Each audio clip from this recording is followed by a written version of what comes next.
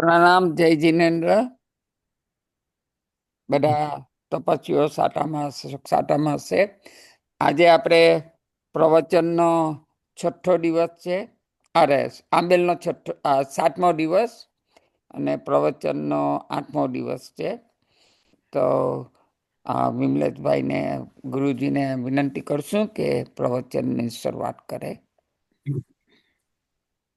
નમો રિહંતાણમ, નમો સિદ્ધાણમ, નમો આયર્યાણમ, નમો વજ્જાયાણમ, નમો લોહે સપ્પસાહુણમ, એસો પંચનમુક્કારો સપ્પપાવપણાસણો, મંગલાણમ ચ સપ્પેસિં પરમં હવૈ મંગલમ. યસ્ય પ્રભાવાત વિજયો જગત્યામ સપ્તાંગરાજ્યમ ભુવિ ભૂરિભાગ્યમ પરત્ર દેવેન્દ્ર નરેન્દ્રતા સ્યાत् તસિદ્ધ ચક્રમ વિદધાતુ સિદ્ધિમ. અનંત ઉપકારી કરુણાના સાગર એવા વિતરાગ પરમાત્મા સર્વજીવોના કલ્યાણને માટે ધર્મરૂપી તીર્થની સ્થાપના કરતા હોય છે.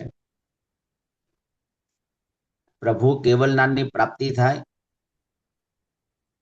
જ્યાં સુધી પ્રભુ નિર્વાણ પદને ન પામે ત્યાં સુધી મોટા ભાગે પ્રભુની જ્ઞાન યોગની સાધના સતત ચાલતી હોય છે.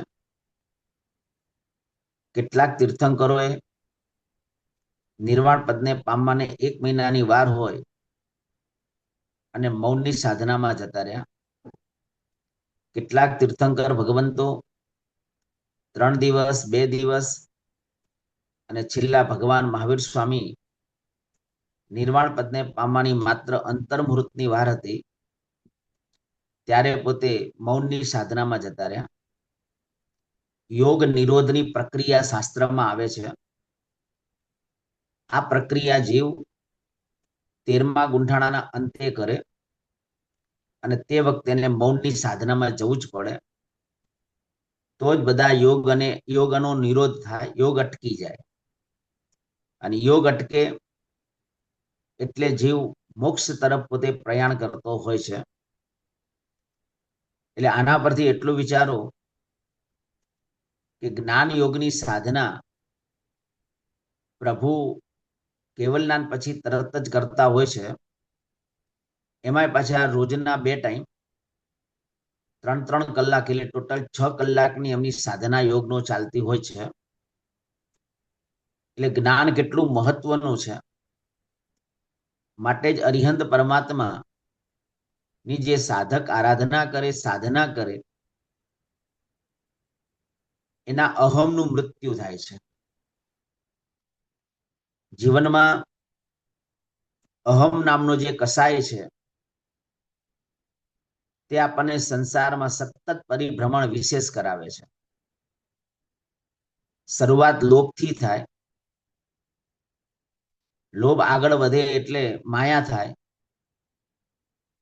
પછી માન આવે, માન આવે એટલે ક્રોધ આવે. પણ અત્યારે માન કસાય બહુ રમી રહ્યો છે. એટલું બધું ચારે બાજુ અહંકારની અંદર વ્યક્તિ ઘેરાયેલો છે. ક્યાંક કુળનો અહંકાર હોય, ક્યાંક રૂપનો અહંકાર હોય, ક્યાં પોતાના તપનો અહંકાર હોય, ક્યાંક કોઈના પોતાના પૈસાનો અહંકાર હોય, ક્યાંક જ્ઞાનનો અહંકાર હોય. આ બધા જે અહંકારો છે એ આપણા માટેના, આત્માને માટેના પતનના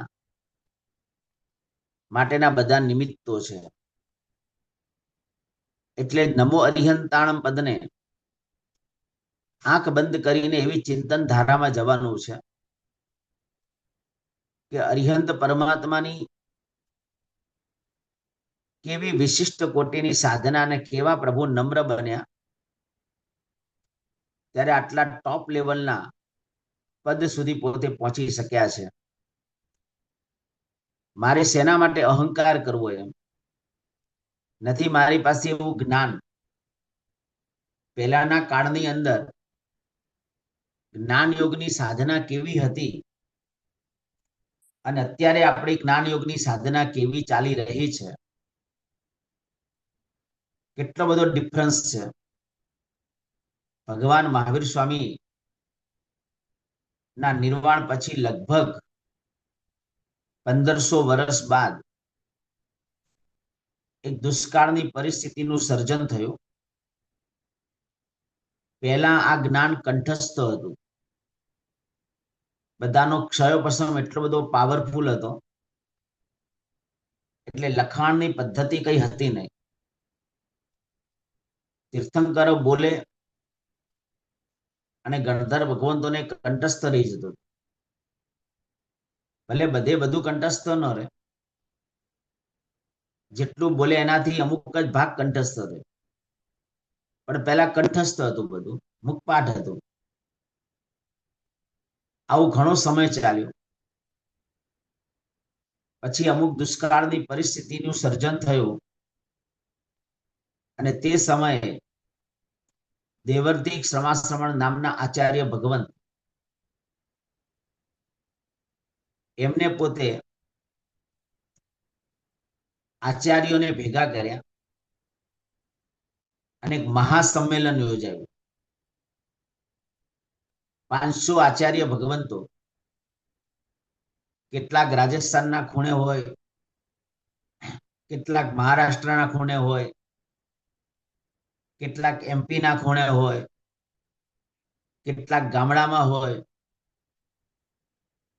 તે વખતે તો આવી સિસ્ટમ હતી નહીં, અત્યારની જેવી ફાસ્ટ કે મોબાઈલ દ્વારા મેસેજ મળે અથવા એમને વિનંતી કરવા જવાનું થાય. તો તે વખતે 500 આચાર્ય ભગવંતોને એમને કેવી રીતે બોલાયા, કોણ આચાર્ય ક્યાં છે કોઈને ખબર ન હોય.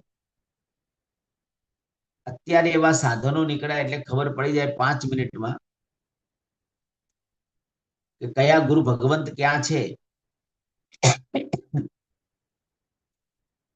તે અત્યારના જે ટેકનોલોજી છે, વોટ્સએપ દ્વારા કરીને તરત ઇમિડિયેટલી મેસેજ મળી જાય. તો તે વખતે આચાર્ય ભગવંત પાસે એવા પથ્થરો રહેતા હતા. તે આચાર્ય ભગવંત પાસે જ હોય અને બહુ જ આચાર્યો ગંભીર હતા, જ્ઞાનને પચાવેલું હતું, જ્ઞાન આત્મસાત થયેલું હતું. એટલે જ્યારે સમાચાર આપવાના હોય તો પથ્થરને ઘસે અથવા પથ્થરને બીજા પથ્થરથી વગાડે. એટલે જેટલા આચાર્ય ભગવંતો પાસે આ પથ્થર હોય બધે અવાજ આવે. એટલે અવાજ આવે એટલે આચાર્યને ખબર પડે કે કઈક મેસેજ આવ્યો છે. જેમને પથ્થર વગાડ્યો હોય એ પથ્થરમાં લખે, બહુ ઓછા શબ્દો લખે અને ત્યાં આગળ એ શબ્દ કોતરાઈ જાય. એટલે ખબર પડે કે આચાર્ય ભગવંતનો આ સંદેશ છે. આવી શક્તિઓ દ્વારા પેલા જાણ કરવામાં આવતી હતી. એટલે આનાથી વિચારો કે શબ્દની તાકાત શું છે, જે અત્યારે આપણે અનુભવી રહ્યા છે. વોટ્સએપ નું જયારે કંઈ પણ ચેટિંગ કરીએ વોટ્સએપ દ્વારા, અહીંયા હું લખું, ઇન ધ સ્પોટ તમે વાંચી શકો છો. એટલે આના પરથી વિચારો કે શબ્દની તાકાત શું છે. શબ્દ પૂતગલ દ્રવ્ય છે. કહેવાય છે હું જે શબ્દ બોલું ને એ શબ્દ 24 કલાકમાં આખા 14 રાજલોકમાં પરિભ્રમણ કરીને આવે. પછી શબ્દ મારા મુખમાંથી જ્યાંથી નીકળ્યો હોય ત્યાં 24 કલાક પછી એ શબ્દના પૂતગલો ત્યાં આગળ ગોઠવાઈ જાય અને હજારો વર્ષ સુધી શબ્દ એમને રહે. એટલે સારા શબ્દો જ્યાં બોલાયા હોય ત્યાં સાધક જો સાધના કરે ને તો સિદ્ધિ અને ઘણી બધી પ્રાપ્ત થતી હોય છે. કેમ કીધું? ગિરિરાજની પાવન ભૂમિ પર સાધના કરો. કાંકરે કાંકરે અનંતા આત્માઓ મુક્તિ પદને પામ્યા છે. ત્યાં મનોવર્ણના જે પૂતગલો છે ને, શુભ અને શુદ્ધ ખૂબ ચિક્કાર પડેલા છે. તો એ પૂતગલોને આપણે ગ્રહણ કરવાના છે. પણ આપણને એની સમજ નથી કેવી રીતે ગ્રહણ થાય. એના માટે તમારે સાધના કરવી પડે. ગિરિરાજની પાવન ભૂમિ પર પધારો, સળંગ 20 દિવસ રહો, એકાશણાના તપની આરાધના કરો, 2 ટાઈમ પ્રતિક્રમણ અને રોજની 50 નૌકાર વાળી. આવું 20 દિવસની અંદર 1,00,000 નવકાર મહામંત્રની જાપ જો કરવામાં આવે મૌન પૂર્વક,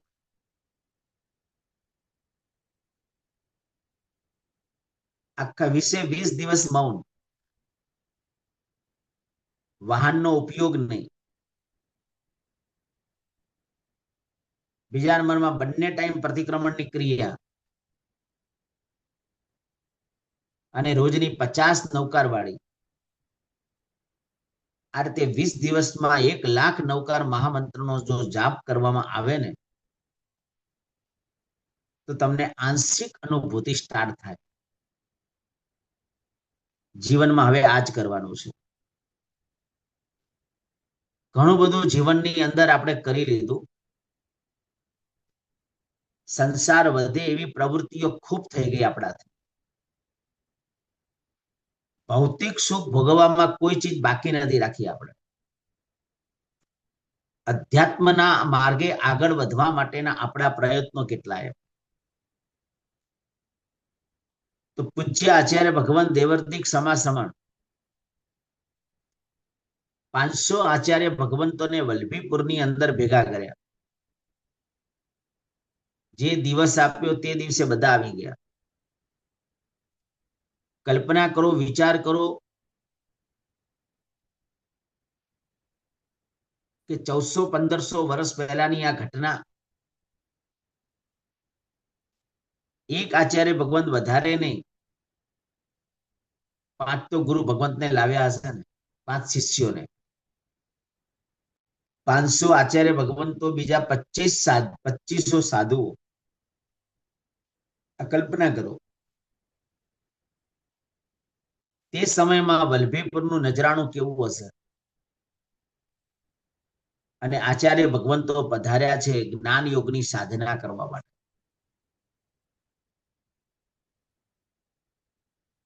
એક એક આચાર્ય ભગવંતને 4 લૈયાઓ આપવામાં આવ્યા. 2000 લૈયાઓ સાથે છે.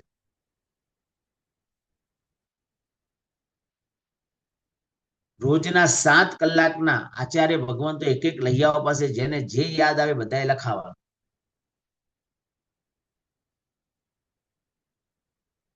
એમ કરીને બસ આ શાસનને ટકાવી રાખવા માટે કરીને દેવર્તિક શ્રમણ સમણ જેવા 500 આચાર્ય ભગવંતનો જૈન શાસન માટેનો જે ભોગ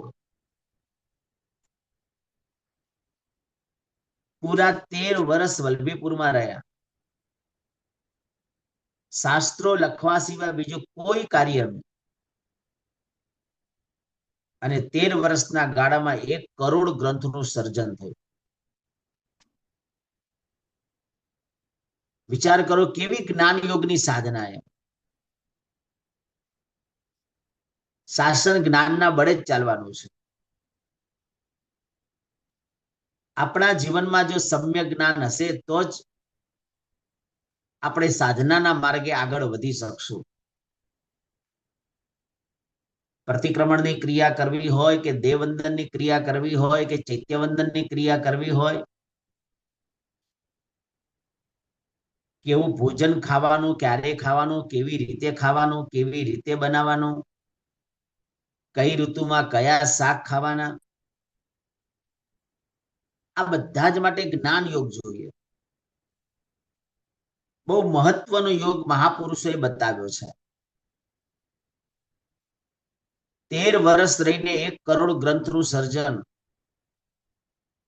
એક આચાર્ય ભગવંત રોજના 4 ગ્રંથો લખતા હતા. લૈયાઓ પાસે લખાવતા હતા.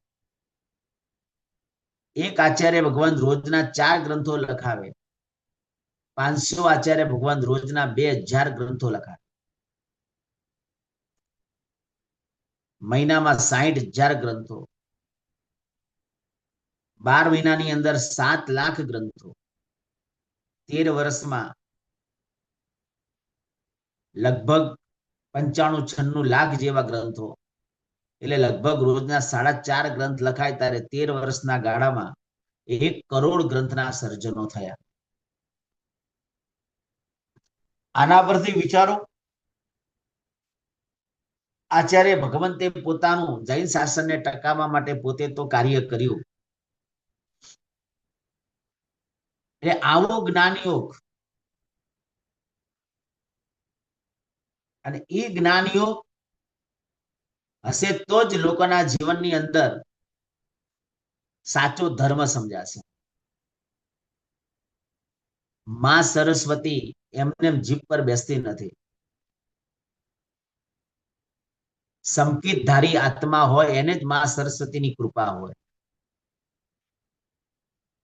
બાકી હું ગમે તેટલું, દાખલા તરીકે માની લો કે હું સમજાવું,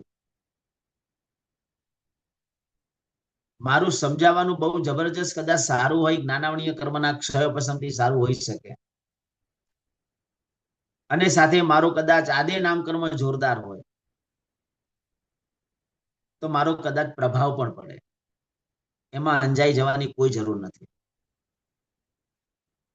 પણ મેં મારા જ્ઞાનને જો આત્મસાત કર્યું હોય, જ્ઞાનને જો પચાવ્યું હોય, મને સમ્યક દર્શનની જો સ્પર્શના થઈ હોય ને, તો સરસ્વતી મારા જીભ પર બેઠા વગર, બેસા વગર ક્યારે રહે નહીં. આપણે તો પુણ્યશાળીઓ માની બેઠા છે જેની પાસે જ્ઞાન જોરદાર પીરસે છે, એટલે આપણે તરત કહી દઈએ કે એની સરસ્વતીની કેટલી કૃપા છે. સરસ્વતી માતા સાક્ષાત એના જીભ પર વાસ થયેલો છે. જ્ઞાન જેને પચાવેલું ન હોય ને એને સરસ્વતી ક્યારે એના જીભ પર બેસે જ નહીં. આ બધા કારણ કે જ્ઞાન યોગની સાધના કરવા વાળા સાધકો હતા, જેનામાં સમ્યક દર્શન હોય ને, જ્ઞાનાવર્ણીય કર્મ છે ને ક્યારેય ન બાંધે, અથવા કદાચ બંધાઈ જાય એનાથી પણ જ્ઞાનાવર્ણીય કર્મ અંદરથી હૃદયમાં એટલો દુખી થઈ જાય. કારણ કે જ્ઞાનાવર્ણીય કર્મ કેવલ જ્ઞાનને દૂર કરે છે. અત્યારે ચારે બાજુ છેલ્લો મરણનો સમય તમે જુઓ, કેટલાકનો ક્ષારો હશે. કાં તો હાર્ટ એટેક આવ્યો અને ખલાસ થઈ ગયા, કાં તો હેમરેજ થયું અને આપણે બેભાન થઈ ગયા કેટલા વર્ષો સુધી. આવા બધા રોગોનું પ્રમાણ અત્યારે વધી ગયું. આ માનસિક સ્તરેના જે રોગો જે આવ્યા ને, બધું મતિ જ્ઞાનાવર્ણીય કર્મના ઉદયથી આવે છે.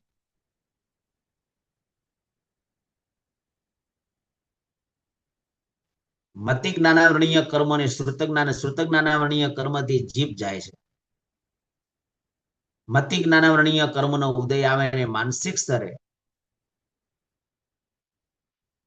મન આપણું અસ્થિર થઈ જાય છે, વિચારવાનું આપણું બંધ થઈ જાય છે,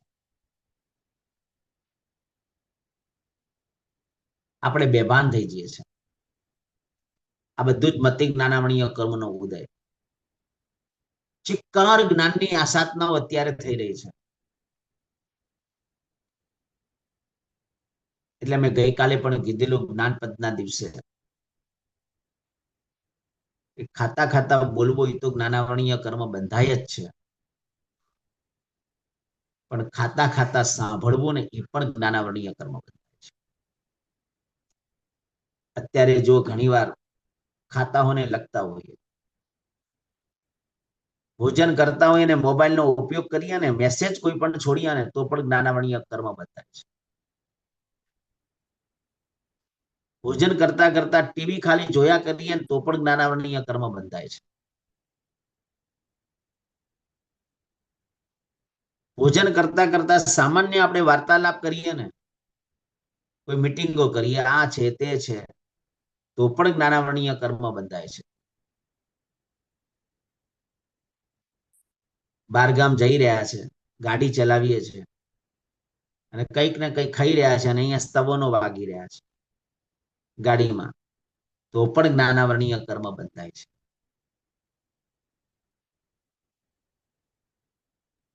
જેટલો જ્ઞાનાવરણીયનો જથ્થો વધારે એકઠો થશે, આપણે એકેન્દ્રિય આવતો ભાવ એકેન્દ્રિય ભાવ મન જ નહીં મળે. જ્ઞાનાવરણીય કર્મનો ક્ષયોપશમ જ નહીં થાય.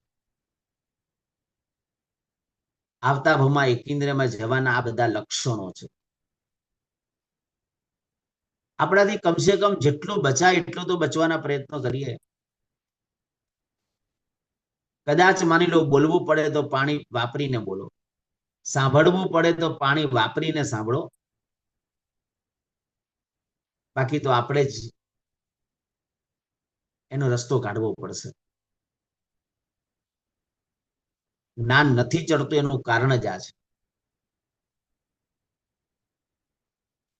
વિચારો દેવર્તિક સમાસમણ જેવા આચાર્ય ભગવંતો પોતે 1 કરોડ ગ્રંથના સર્જન થયા, પરંતુ આપણો પાપનો ઉદય વચ્ચેનો સમય એવો આવ્યો ખરાબ, એમાં 99,85,000 જેટલા ગ્રંથો રાજાઓએ સળગાવી દીધા. અત્યારે આપણી પાસે માંડ 10 થી 15,000 ગ્રંથો છે. એટલે પૂરું નથી, પણ જે છે બધું ટોપ લેવલનું છે. તમે એક એક ગ્રંથોના અભ્યાસ કરો તો ખ્યાલ આવે. વિચારો શાંત સુધારસ, હું તો કોઈ જીવનમાં મરણ થાય ને એની પહેલા શાંત સુધારસ ગ્રંથ છે ને આપણે આખો 4 વાર વાંચી લેવો. શાંત સુધારસ છે, જ્ઞાનસાર છે, આવા ગ્રંથોના અભ્યાસ કોઈ ગુરુ પાસે કરવા. એટલે મરણ કેવું આવવાનું કાંઈ ખબર નથી. હાર્ટ એટેક વાળું મરણ નહીં સારું. બેભાન થઈ ગયા, વેન્ટિલેટર પર જતા રહ્યા, મરણ નહીં સારું. મરણ તો એવું હોવું જોઈએ કે આપણને જાગતું કરે, આપણને ખ્યાલ આવે મહિના પછી મારું મરણ છે, એવું મરણ જોઈએ. અને એવું મરણને જો લાવવું હોય ને, જ્ઞાનની ભક્તિ ચાલુ કરો. જ્ઞાનાવરણીય કર્મ બાંધવાના ઓછા કરો તો બસ. જ્ઞાન પ્રત્યેનો આદર ભાવ, જ્ઞાન પ્રત્યેનું બહુમાન ભાવ કરો.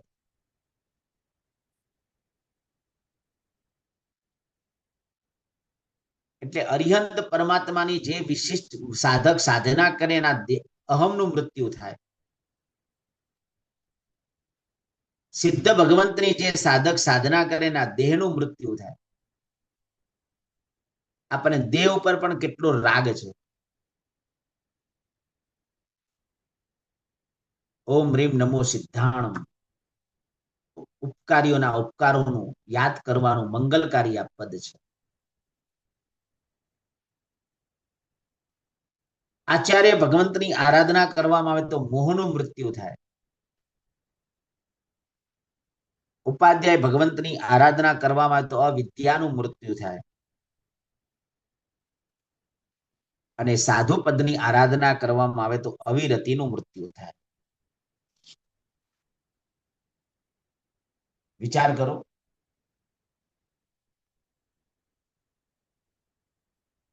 આ જ્ઞાન કેટલું અદ્ભુત છે. આ બધી વસ્તુને જ્યારે જાણીએ અને સમજીએ તો કેવા ઉત્કૃષ્ટ કોટીના ભાવો આપણા જાગતા હોય છે. તો એક સામયિક એવી કરો, આખા દિવસમાં મૌન પૂર્વકની સાધના કરો. હવે શાંત બની જઈએ, ઠંડા બની જઈએ. ભલે કદાચ આપણા જીવનથી તપ ન થાય તો ચાલશે,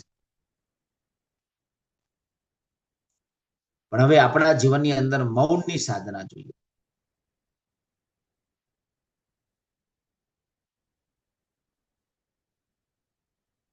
ગઈકાલે વાત કરી હતી, વજ્ર સ્વામી પોતે પૂર્વના ભવની અંદર જે સાધના કરી વૈશ્રમણ દેવના ભવમાં, તો જન્મતાથી જ 11 અંગો મુખપાટ થઈ ગયા. સંયમ ભવસુરી પોતાનો દીકરો મનક, એના માટે આખું 10 વૈકાલિક નામનો ગ્રંથનું સર્જન કર્યું છે. આજે આવા બધા જ મંગલકારી ગ્રંથો આજે આપણી પાસે મોજૂદ છે. આદ્ર કુમાર જુઓ, અનાર્ય ભૂમિમાં જન્મેલા મહાપુરુષ અભયકુમારે જે મિત્રતા બાંધી અને એક નાનકડી મૂર્તિની ભેટ આપી, એમાં આખું જાતિસ્મરણ જ્ઞાન થઈ ગયું. છેક અનાર્યમાંથી નીકળીને, કથા બહુ લાંબી છે, લાંબી કથા મારે નથી કરવી, આર્ય ભૂમિમાં આવ્યા, પ્રભુ પાસે પધાર્યા, દીક્ષા લીધી, પોતાનું જીવન ધન્ય બનાવ્યું. અને માસ્તુસ મુનિ જુઓ, 12 વર્ષ સુધી આમિલ તપ જેવી તપની આરાધના કરીને એક એક શબ્દ વારંવાર એક એક શબ્દને ઘૂંટ્યા કરે છે, છતાં ક્યારે કંટાળ્યા નથી. અને છેલ્લે કેવળના લઈને જમ્યા છે.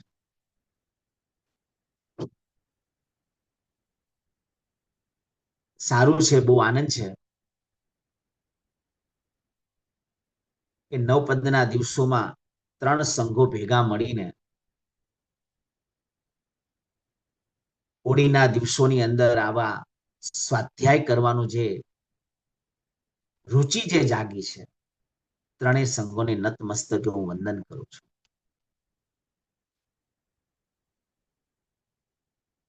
બસ આવો જ્ઞાન યોગની સાધના જ આપણા આત્માનું કલ્યાણ કરશે.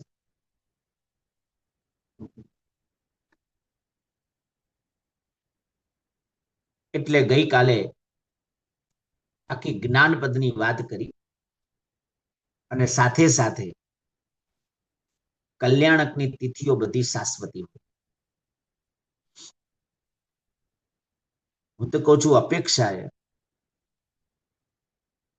14 કરતા પણ કલ્યાણકની તિથિને વધારે મહત્વ આપવાનું છે. ગઈકાલે ભગવાન મહાવીર સ્વામીનું જન્મ કલ્યાણક, ખાલી એકલા ભગવાન મહાવીરનું જન્મ કલ્યાણક નતું, અનંતા તીર્થંકરોના જન્મ કલ્યાણક. શાસ્ત્રીય નિયમ છે કે ભરત ક્ષેત્રના આ અંતિમ અવસરપીણી કાળના અંતિમ તીર્થંકર ભગવાન મહાવીર સ્વામીનું ચૈત્ર સુદ 13ના જન્મ થયો. આવતી 24ના આ જ ભરત ક્ષેત્રમાં પ્રથમ તીર્થંકર પદ્મનાભ એટલે શનિક મહારાજાનો જન્મ ચૈત્ર સુદ 13ના જ થવાનો છે. બધું ફિક્સ. આવતી 24ના પ્રથમ તીર્થંકર ભગવાન ભરત ક્ષેત્રમાં થશે same to same Mahavir Swami ભગવાન. આયુષ્ય 72 વર્ષ, ચ્યવન અષાઢ છઠ, જન્મ ચૈત્ર સુદ 13, દીક્ષા તો કે કારતક વદ દસમ, કેવલનાન તો વૈશાખ સુદ દસમ, નિર્વાણ તો કે આસો વદ અમાસ. ફિક્સ, તિથિ ફિક્સ, એમાં કોઈ ફેરફાર નહીં. અને 5 ભરત ક્ષેત્ર છે, 5 ઐરાવત ક્ષેત્ર છે. 5 ભરત ને 5 ઐરાવત, 10 ક્ષેત્રોમાં એક સાથે તીર્થંકરોના જન્મ થાય એટલે કલ્યાણકની તિથિ શાશ્વતી તિથિ. એટલે જે ભગવાનનું જે દિવસે જે કલ્યાણક હોય તે દિવસ આપણા માટે વિશિષ્ટ કોટીનો સાધનાનો દિવસ ગણવો જોઈએ. ભલે કદાચ તપશ્ચર્યા ન કરી શકીએ, પણ આપણાથી સામયિક થાય, પ્રતિક્રમણ થાય, રાત્રિ ભોજનનો ત્યાગ થાય, આ બધા પ્રયત્નો આપણે કરવાના છે. ભગવાન મહાવીર સ્વામી પોતાના સાધનાના કાળ દરમિયાન કેવી વિશિષ્ટ કોટીની સાધના પ્રભુએ કરી. 12.5 વર્ષમાં પ્રભુને કેટલાય ઉપસર્ગો આવ્યા, પરંતુ પ્રભુનું લક્ષ્ય અને ગોલ એક જ હતો, કેવલ જ્ઞાન પામવું છે. બસ. જેટલી મૌનની સાધના હશે એટલું કેવલ જ્ઞાન નજીક છે. ભગવાને જ્યારે દીક્ષા લીધી, દીક્ષાના પહેલા જ દિવસે ભગવાનના શરીર ઉપર એટલા બધા વિલેપનો થયેલા છે. પ્રભુનો પણ ભૂતકાળ યાદ કરો કે પ્રભુ દીક્ષાના હજુ આગલા દિવસે આ બાજુ યશોદા, પ્રિયદર્શના અને પ્રભુ ત્રણેય જણા એક બગીચામાં બેઠા છે. ભગવાન આવતીકાલે સંયમના માર્ગે જવાના છે. નાનકડી પ્રિયદર્શના પિતાને પોતાના ભાવો વ્યક્ત કરે છે કે પિતાશ્રીનું નાદ કોને બોલાવે છે. પ્રભુની ઉંમર છે 30 વર્ષની. પ્રભુ કેટલા અતુલ બળવાળા હતા, પ્રભુની કેટલી અગાધ શક્તિ પડી હતી. 8 વર્ષની ઉંમરે પ્રભુ ભણવા માટે ગયા અને શું પરિસ્થિતિનું નિર્માણ થયું બધું તમને ખ્યાલ છે. એક સ્તવનમાં પંક્તિમાં બતાવ્યું છે, વીર વિભુને ભણવા મૂક્યા 8મે વર્ષે નિશાળે, જીનેન્દ્ર વ્યાકરણ પ્રગટ્યું ત્યારે, ગુરુના સંશય ટાળે, પ્રગટ્યો દુનિયાનો દીવો.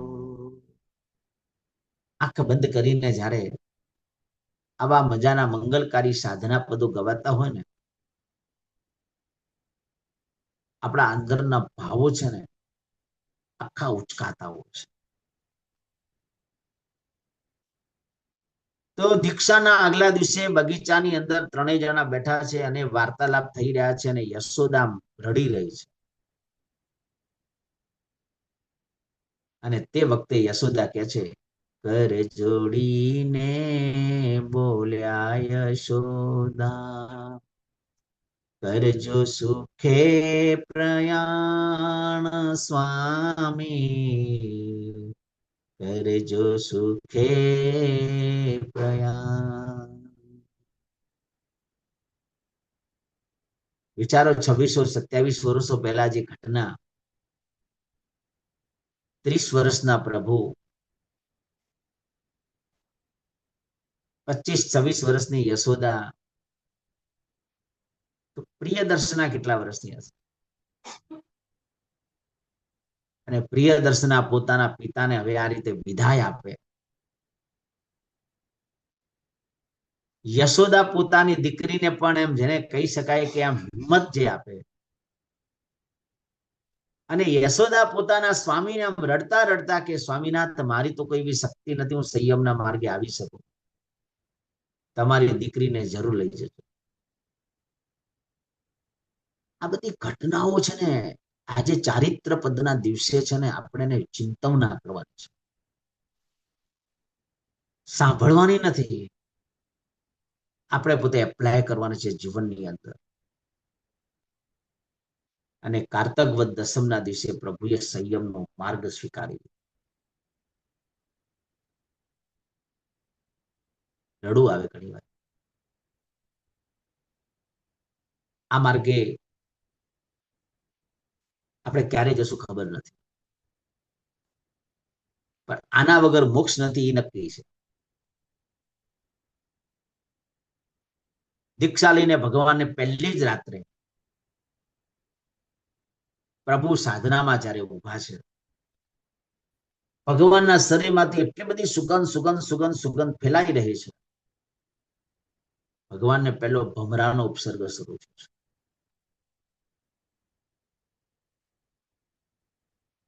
હસતા તે બાંધ્યા કર્મ નવી ઓળખ્યો જૈન ધર્મ, આ છે લાલ રોતા ને છૂટે પ્રાણી. મારા બાંધેલા કર્મ મારે ભોગવવાના છે. પ્રભુએ પણ કોઈક ભાવમાં બાંધેલા કર્મ ભગવાનને અહીંયા એક સાથે ઉદયવાના છે. હજારોની સંખ્યામાં ભમરાઓ છે ને ભગવાનના શરીરને ચોંટી ગયા છે. પહેલી રાત્રિનો ઉપસર્ગ છે. છતાં એક પણ ભમરાને શરીર ઉપરથી ખસેડવાનો ભગવાનને વિચાર પણ નથી આવ્યો. શું પ્રભુની સાધના એમ. એક લક્ષ્ય સાથે પ્રભુએ સંયમનો માર્ગ અંગીકાર કર્યો છે. મોહનીયની સેનાને મારે પરાસ્ત કરવી છે. કેવા કેવા ઉપસર્ગો મારા પ્રભુને આવ્યા છે. પ્રભુનો સ્વીકાર ભાવ સિવાય બસ બીજું કાંઈ જ નથી. બસ કાનમાં ખીલા ઠોકાયા તો પણ દુર્ભાવ નહીં, પગમાં ખીર રંધાઈ તો પણ દુર્ભાવ નહીં. પહેલું ચાતુર્માસની અંદર અડધું ચાતુર્માસ પણ નથી થયું અને ભગવાનને રવાના કર્યા, કાઢી મૂક્યા, છતાં પણ ભગવાનને કોઈ દુર્ભાવ નહીં. સંગમના એક એક રાત્રિના 20 ઉપસર્ગો હોવા છતાં પણ ભગવાનની પણ કમઠે ધરણેન્દ્રે ચ સ્વચિતમ કર્મ કુર્વતી. પાર્શ્વનાથ ભગવાનની કરુણા તમે જુઓ. અને ભગવાન મહાવીર સ્વામીએ સંગમના એક એક રાત્રિમાં 20 ઉપસર્ગો હોવા છતાં પણ સંગમ માટેનો આટલો આંશિક પણ દુર્ભાવ નહીં પ્રભુને. કર્મ પ્રભુએ પણ ભોગવ્યા, કર્મ તમારે ને મારે પણ ભોગવવા પડશે. જીવનમાં એટલું મોટું પાપ નહીં કરો કે જે પાપ આપણને એક ઇન્દ્રિયમાં ડાયરેક્ટ લઈ જાય. એટલે કર્મ બાબતમાં બહુ વિચાર કરો. કોઈની નિંદા જિંદગીમાં ક્યારે નહીં કરવી. દુનિયાનું મોટામાં મોટું પાપ છે. કોઈક સારું કામ કરે તો અનુમોદના કરવી. કદાચ આપણાથી અનુમોદના ન થાય કદાચ તો કઈ વાત નહીં, પણ ખોટ એના માટે ક્યારેક ખરાબ તો બોલવું.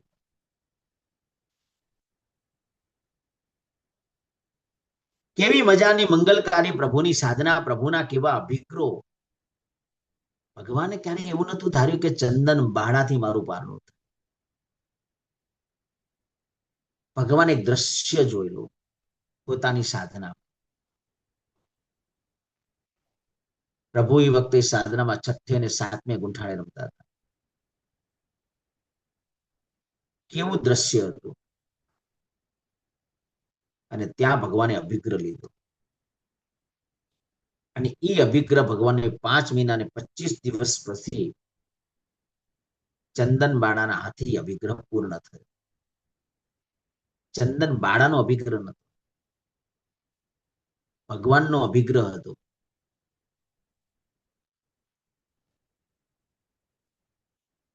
કે એના હાથથી પારણું કરવું કે જે સમ્યક દર્શનને વરેલી હોય. સમ્યક દર્શન રૂપી લક્ષ્મી જેને પ્રાપ્ત થયેલી હોય. લક્ષ્મી એટલે સ્ત્રીલિંગ છે. લક્ષ્મી સ્ત્રીલિંગ છે.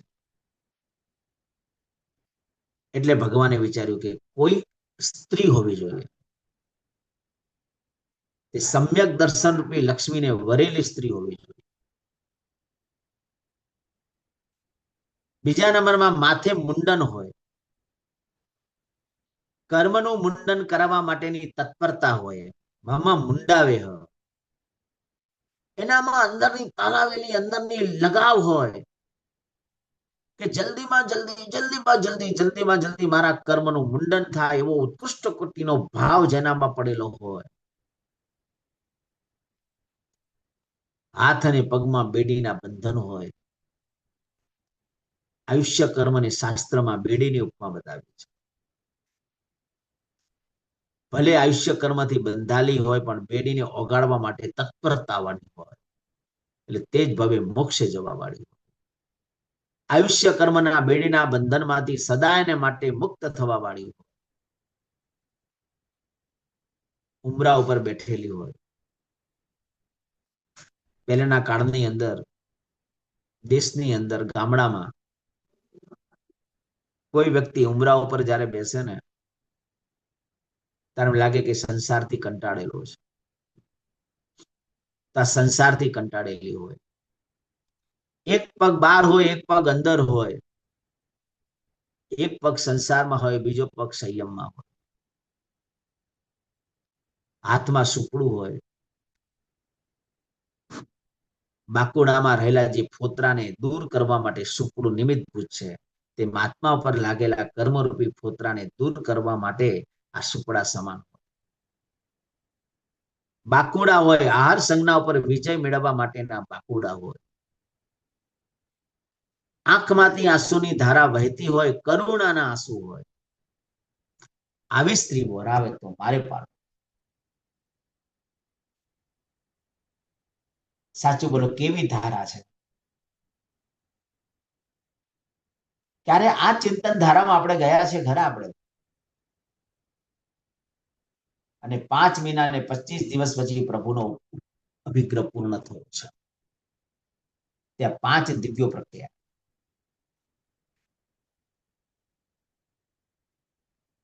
ખરેખર પ્રભુની શું સાધના હતી.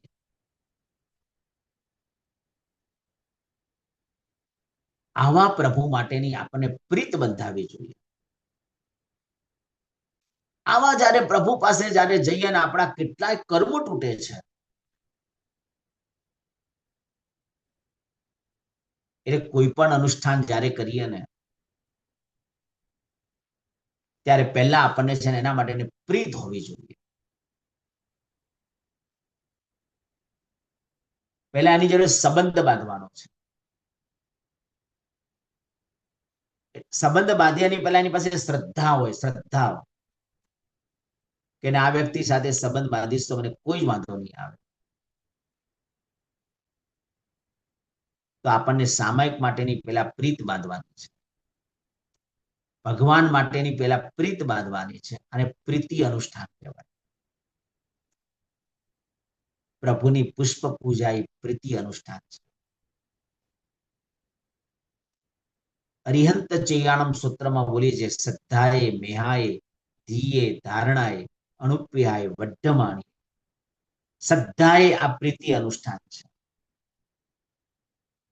એનાથી આપણા દર્શનાચારની શુદ્ધિ થાય છે, સમ્યક દર્શનની પ્રાપ્તિ થાય છે. પ્રીતિ થાય એટલે ભક્તિ કરવાનું મન થાય. ઋષભ જિનેશ્વર પ્રીતમ મારો ઓરન ચાહુ રે કંત, રીજ્યો સાહેબ સંગન પરિહરે ભાગે સાદી અનંત. પેલા પ્રીત બાંધવાની વાત કરી. પ્રીત લડી બંધાણી રે અજીત જીણંદ સુ, સંભવ જીનવર વિનતી અવધારો ગુણ જ્ઞાતા રે. આખી પ્રીત બાંધવાની વાત મૂકી છે પહેલા. શું મહાપુરુષોએ આખા વર્ણનો બધા કર્યા છે?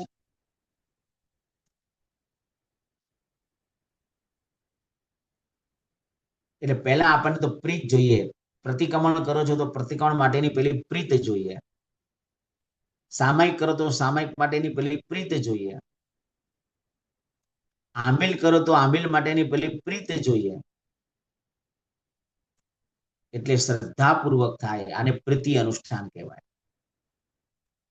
પછી ભક્તિ, મેહાએ એટલે બુદ્ધિમાં આવે, ના બસ મારે કરવું જ છે. એના માટે હવે ભક્તિ આખી અલગ જ હોય. પૂજ્ય આચાર્ય ભગવંત કલાપૂર્ણ શ્રી સજી મહારાજ સાહેબની ભક્તિ કેવી હતી, કેવી ભક્તિની અંદર ખોવાઈ ગયેલા હતા. પૂજ્ય ગુરુદેવ જમ્મુ વિજયજી મહારાજ સાહેબ 18 ભાષાના જ્ઞાની હતા.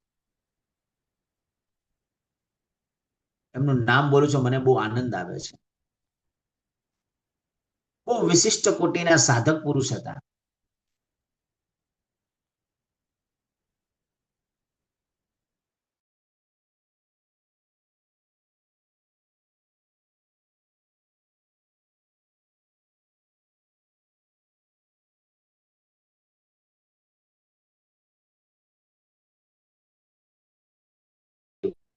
ની પાસે 1 મહિનો લઘુવૃત્તિ વ્યાકરણ ભણવાનું સદભાગ્ય મને પ્રાપ્ત થયું છે.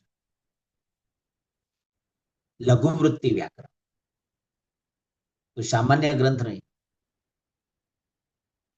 1 મહિના માટે આ ગુરુ પાસે હું ભણ્યો છું. શું એમની જેમને કેટલી ભક્તિ હતી એમ. એક એક ગુરુ ભગવંતોને જ્યારે આપણે નિહાળીએ ને ત્યારે ખ્યાલ આવે એમની શું શું ઘણા બધા ગુરુ ભગવંતો છે. પન્યાસ ભદ્રંકર વિજયજી મહારાજ સાહેબને સિદ્ધ ચક્રની પ્રત્યેની ભક્તિ કેવી અંદરથી હતી. આજે ઘણા બધા શ્રાવકો પણ છે. એની ભક્તિ કેવી મજાની છે. એ ભક્તિ અનુષ્ઠાન, પછી વચન અનુષ્ઠાન, ભગવાનની આજ્ઞા મુજબનું જે અનુષ્ઠાન એટલે વચન અનુષ્ઠાન. ભગવાનની આજ્ઞા મુજબની ક્રિયા કરવી અને વચન અનુષ્ઠાન. અને ભગવાનની આજ્ઞા મુજબનું જો અનુષ્ઠાન થાય ને એ અનુષ્ઠાન અસંગ એટલે કર્મથી રહિત બન્યા વગર ક્યારેય રહે. અને અસંગ અનુષ્ઠાન. પ્રીતિ અનુષ્ઠાનથી દર્શનાચારની શુદ્ધિ થાય, ભક્તિ અનુષ્ઠાનથી જ્ઞાનાચારની શુદ્ધિ થાય, વચન અનુષ્ઠાનથી ચારિત્રાચાર ને તપાચારની શુદ્ધિ થાય, અને અસંગ અનુષ્ઠાનથી વિરિયાચારની શુદ્ધિ થાય.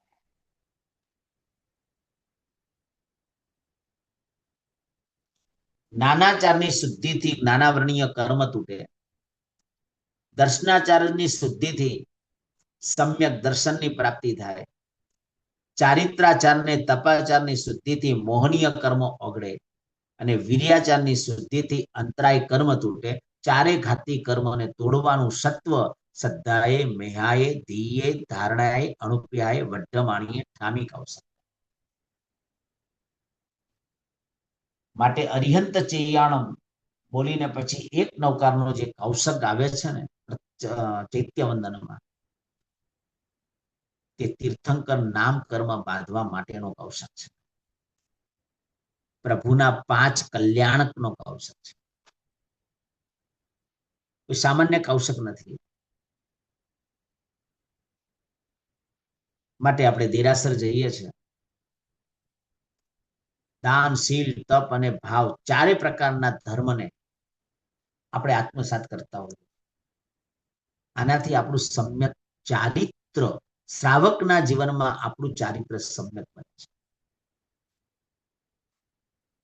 મહામંગલકારી ચારિત્ર પદનો દિવસ છે આજે. આપણા માટેનું ચારિત્ર શું અને સાધુઓનું ચારિત્ર શું, મારે 2 વાત કરવાની છે. અત્યારે હું આપણી ચારિત્રના માર્ગે આગળ વધું છું. ચારિત્ર એટલે આચરણ. આપણું શું આચરણ? સૂત્રો બોલતા આપણા જીવનમાં આવા આચરણો જોઈએ. કેટલી વાર અરિહંત ચિયાણમ સૂત્રો બોલ્યા?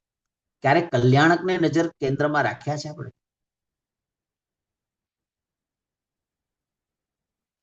ક્યારે શ્રદ્ધાએ, મેહાએ, ધીએ, ધારણાએ, અનુપ્યાએ, વઢ્ઢમાણીએ આ શબ્દોના ઉચ્ચારણ થતા હોય ત્યારે પ્રીતિ, ભક્તિ, વચન અસંગ અનુષ્ઠાનો છે. એ ધારામાં આપણે કેટલા ગયેલા છે? તીર્થંકર નામ કર્મને બાંધવા માટેનો મંગલકારી આ કૌશક છે. કેવી મજાનો સાધના યોગ છે. એ જ દેરાસરમાં અક્ષત, નૈવેદ્ય અને ફળ આ 3 ચીજ લઈને જવીને આ દાન ધર્મ છે. છોડીને આવીએ છીએ. અક્ષત મૂકીને આવીએ છીએ, નૈવેદ્ય મૂકીને આવીએ છીએ, ફળ મૂકીને આવીએ છીએ. આ દાન ધર્મ છે. આ આપણો આચાર છે. આ નામ સમ્યક ચારિત્ર છે. શ્રાવકના જીવનની અંદર દેરાસર જાય ને ક્યારે ખાલી હાથે ન જાય. કંઈક ને કંઈક લઈને જાય. એ એનું આચરણ છે, એ એનો આચાર છે. એટલે અક્ષત, નૈવેદ્ય ને ફળ એ દાન ધર્મ છે. દેરાસરની અંદર વિષય વિકારોનો ત્યાગ આ શીલ ધર્મ છે. વિકારોમાંથી બહાર નીકળવાનું છે. દેરાસરની અંદર પણ ક્યારેક વિકારોનો જન્મ થઈ શકે. એનો ત્યાગ. તેદીસી નિરીક્ષણ વિરહી પೈ ભૂમિ પમજ જન્મથી કુત્તો વન્નાય તિયમ મુદ્દા તિયમ ચ તેવી હમ ચ પણિહાણ. ત્રણેય દિશા તરફ જોવાનો ત્યાગ કરવાનો છે. વિષય વિકારોનો ત્યાગ આ નામ શીલ ધર્મ છે. ચારે પ્રકારના આહારનો ત્યાગ આ નામ તપ ધર્મ છે. દેરાસરમાં અસણમ પાણમ ખાઈમમ સાઈમમ. આપણે ખાવાનું નથી અને પીવાનું પણ નથી. આપણા માટે બધો જ ત્યાગ, જ્યાં સુધી દેરાસર છે ત્યાં સુધી, આ તપ ધર્મ છે. પ્રભુની સ્તુતિ, ચૈત્યવંદન, સ્તવન આ ભાવ ધર્મ છે. આ આપણું આચરણ છે. બસ દેરાસરની આ ધારામાં જ આપણે જવાનું છે. આ ધારામાં જ આગળ વધવાનું છે. કેવી મંગલકારી વાતો મહાપુરુષોએ આપણને વર્ણવી છે. સમ્યક ચારિત્ર પદ. સમકિત વીણ ચારિત્ર નહીં, ચારિત્ર વીણ નહીં મુક્તિ રે. મુક્તિના સુખ જે શાશ્વતા તો કેમ લહીએ યુક્તિ રે. રે જીવ માં ન કીજીએ. ચારિત્ર પદની ભૂમિકામાં જયારે જઈએ ને ત્યારે પહેલા વિચારી લઈએ, 5 મહાવ્રતોનું પાલન કરે એ ચારિત્ર. શાસ્ત્રમાં 5 પ્રકારના ચારિત્ર બતાવ્યા છે. સામાયિક ચારિત્ર, છેદોપસ્થાપનીય ચારિત્ર, પરિહાર વિશુદ્ધિ ચારિત્ર, સૂક્ષ્મ સંપ્રાય ચારિત્ર અને 5મા નંબરમાં યથાખ્યાત ચારિત્ર. સામાયિક ચારિત્ર જે અત્યારે દેશવીરતી અને સર્વવીરતી. શ્રાવક જે 48 મિનિટનું સામાયિક કરે છે, દેશવીરતી સામાયિક ચારિત્ર છે. અને સાધુ ભગવંતો કાયમ માટેનું જે ચારિત્ર છે, જાવત જીવનું જે ચારિત્ર છે, સર્વવીરતી ચારિત્ર છે. એટલે કીધું સમણો ઈવ સાવવો હવે જમા. શ્રાવક એક સામાયિકની આરાધના કરી એટલા પૂરતું શ્રાવક સાધુ જેવો ગણાય. એટલે આપણા જીવનમાં રોજનું એક સામાયિક હોવું જોઈએ. જો મારો કોઈ ફોર્સ નથી, માત્ર પ્રેરણા કરું છું. શું હોવું જોઈએ એ વાત કરું છું. અને હું તો કહું છું આપણે કરવું જ જોઈએ. હવે નહીં કર્યું તો ક્યારે કરશું? ધર્મનો તપની ક્રિયા છે ને એ નાની ઉંમરમાં કરી લેવી. અને પછી 55-60 વર્ષની ઉંમર થાય ને પછી બને ત્યાં મૌનમાં જતું રહેવું. જેટલા સામાયિક, જેટલા પ્રતિક્રમણ, શરીરની સ્વસ્થતા હોય, સામાયિક, પ્રતિક્રમણ, નૌકારવાળી, આ બધી ધારામાં વધારે છે. કારણ કે એ વખતે મોટી ઉંમરમાં તપ ઓછો હશે તો ચાલશે, પણ અત્યારથી રોજનું એક સામાયિકની પ્રેક્ટિસ કરશું ને તો છેલ્લે મન થશે કરવાનું. પણ પ્રેક્ટિસ જ નહીં કરી તો મન થશે કેવી રીતે? એટલે સામાયિક ચારિત્ર. બીજું છેદોપસ્થાપનીય ચારિત્ર, આ પણ સાધુ ભગવંતને જો.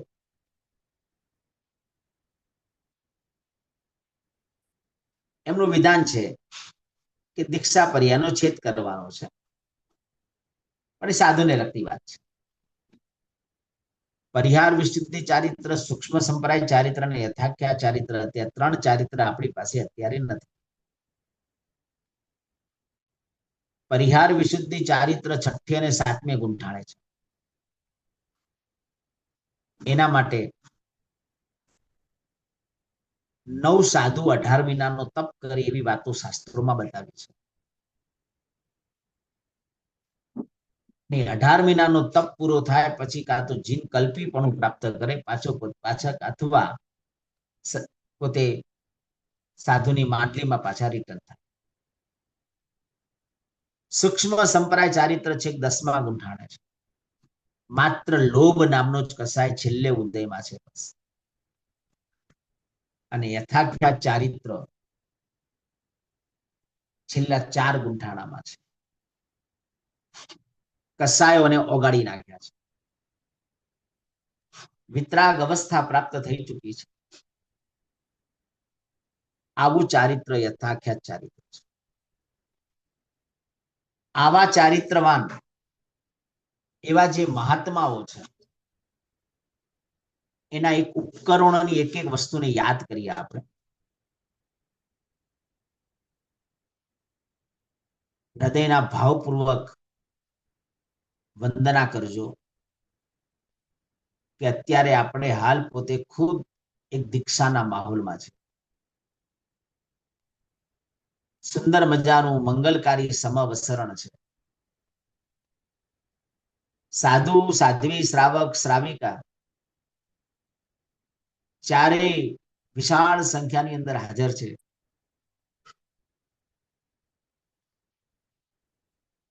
ઘણા બધા મુમુક્ષુઓના હાથમાં રજો હરણ છે. ગુરુ ભગવંત એક એક મુમુક્ષુને રજોહરણ અર્પણ કરી રહ્યા છે. બધા ઉછળતા ભાવોથી નૃત્ય કરી રહ્યા છે. આવું દ્રશ્ય આંખ સમક્ષ પહેલા લાવી દો, આંખ બંધ કરીને 1 મિનિટ માટે. હવે બધા જ વેશનું પરિધાન કરવા માટે સ્નાન વિધિ માટે જઈ રહ્યા છે. અને અહીંયા એક એક ઉપકરણની બોલીઓ બોલાય છે. એક એક ઉપકરણ હું અહીંયા બોલું છું, તમે 2 હાથ જોડી હૃદયના ભાવપૂર્વક વંદના કરજો કે ગુરુ ભગવંતના જે ઉપકરણો છે ઉપર લઈ જાય એના નામ ઉપકરણ. કરણ એટલે અધ્યવસાય. જેના અધ્યવસાયો વધતા જ જાય વધતા જ જાય વધતા જ જાય એને ઉપકરણ કહેવાય. પહેલા નંબરમાં કામડીને 2 હાથ જોડીને વંદના કરો. કેવી મજાની મંગલકારી આ કામડી પ્રભુની આજ્ઞાને ઓઢવાની આ કામડી છે. એક એક ગુરુ ભગવંતો પ્રભુની આજ્ઞાને પોતે ઓઢી રહ્યા છે. આ બ્રહ્મચર્યની કામડી છે.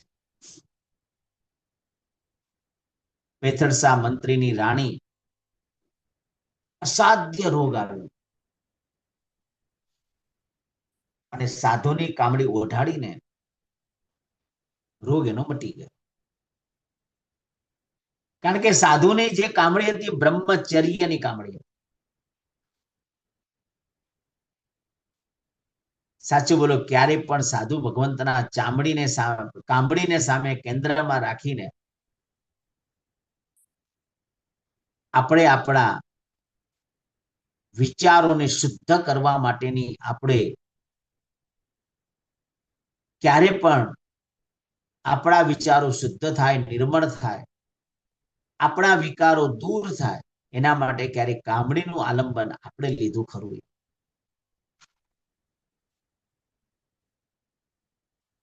બસ આપણે ધારામાં જવાનું છે કે આવી આ મંગલકારી કામડીને મારા વંદનો. જે 18,000 સાધુને 18,000 શીલને ધારણ કરવા વાળા બધા મહાપુરુષો ખરેખર અંદરનો આનંદ થાય કે 18 શિલંગ ધારા ખુયા યાર ચરિતા તે સભ્ય શીર્ષા મનસા મથેણ મંદા. 28 સૂત્ર જયારે બોલીએ ને, ખાલી એક સૂત્રમાં એવું સત્વ છે. 6,000 કરોડ ઉપવાસનું પુણ્ય મળે જો ભાવથી બોલવામાં આવે. આ એક સૂત્ર માત્ર ભાવથી બોલો ને બરાબર ઇન્ટુ 6,000 કરોડ ઉપવાસ. એમાં લખ્યું છે 18 સહસ્ર શિલંગ ધારા. આ લીટી બતાવી.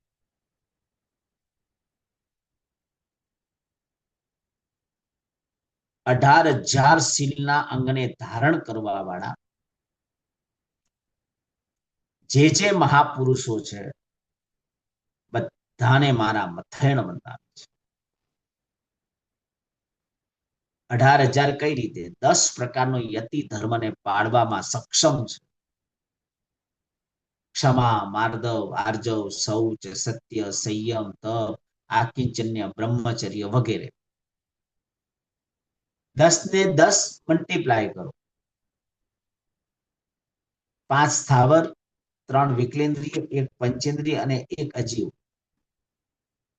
આ 10 ની પૂરેપૂરી જૈના ધર્મ પાળે છે. પૃથ્વી કાય જીવની હિંસાની, અપકાયની હિંસાની, દેવકાયની નહીં, વાવુકાયની નહીં, વનસ્પતિ કાયની નહીં, વિકલેન્દ્રિયની નહીં, પંચેન્દ્રિયની, અજીવ દ્રવ્યની પણ હિંસા નહીં. હા, આપણે કઈક અજીવ દ્રવ્યની હિંસા થાય. નવતત્વમાં 25 ક્રિયાઓ બતાવી છે. કાહ્ય, અયગરણીય, પાવસીય, પારિતારણી ક્રિયા. પાણાઈ વાય રંભીય, પરિગૈયા માય વત્તીય, મિચ્છા દંસણ વત્તીય, અપચકણી દીઠી પુઠ્ઠીય, પાડુચ્ય સામંતો વણીય, નિસત્તી સાહતથી. આમાં બતાવ્યું છે અજીવની પણ હિંસા થાય. અજીવ માટેનો દુર્ભાવ કરવો તો અજીવ હિંસા લાગે. અજીવને પછાડવું, અજીવ પર ગુસ્સો કરવો તો આજીવની પણ હિંસા છે.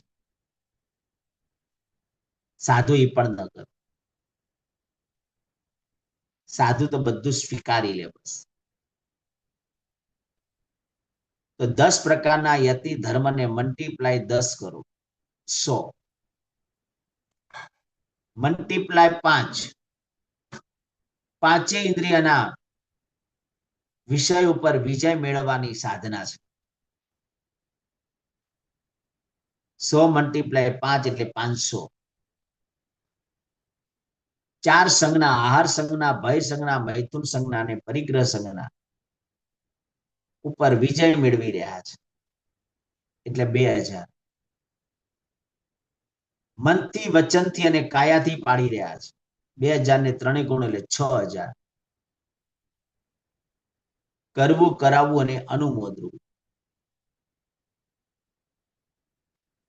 એટલે મનથી, વચનથી, કાયાથી કરે છે, કરાવે છે અને અનુમોદના કરે છે.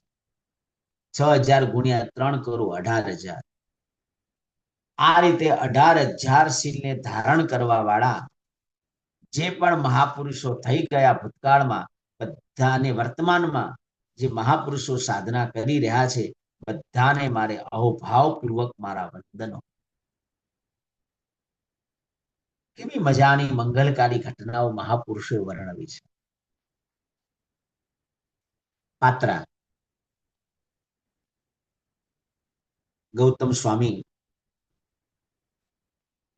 અષ્ટાપદ પર્વત ઉપર ગયા છે. આ બાજુ 1503 તાપસો તે પણ અષ્ટાપદ આવવાના પ્રયત્નો કરી રહ્યા છે.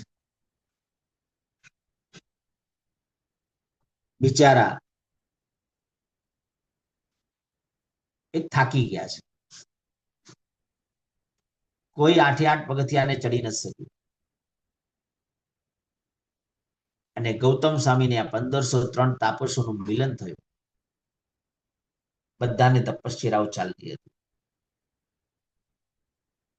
ગૌતમ સ્વામી એક થોડી ખીર વરીને લાવ્યા અને અખીણ મહાળ નિશાળમાં આવી નામની લબ્ધિ છે અંગૂઠો નાખ્યો અને 1503 તાપસોને પેટ ભરીને એમની ભક્તિ કરાવી.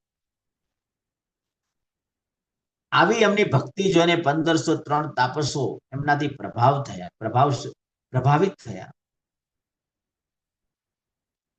શું આ પાત્રામાં સત્વ છે? આ પાત્રામાં તાકાત તમે જુઓ. સાધુના પાત્રા પણ નામ વગરના છે. આપણી થાળીમાં પણ નામ લખેલું હોય છે.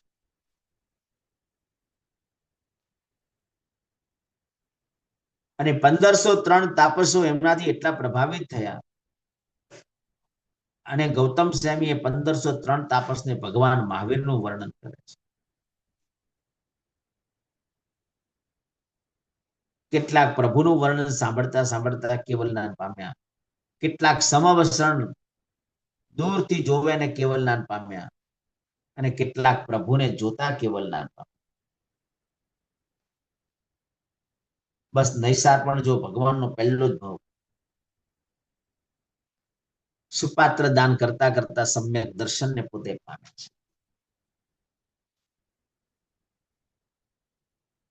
કેવી મંગલકારી આ એક એક ઉપકરણોની આખી મહાપુરુષોએ એની ઓળખ આપણને સમજાવી છે. દાંડો જુઓ, જે દાંડો મેરુદંડક કહેવાય, મેરુદંડક ઉપર આખું મેરુની આખી સાધના બતાવી છે. મેરુ આખું શૈલેષીકરણ છે.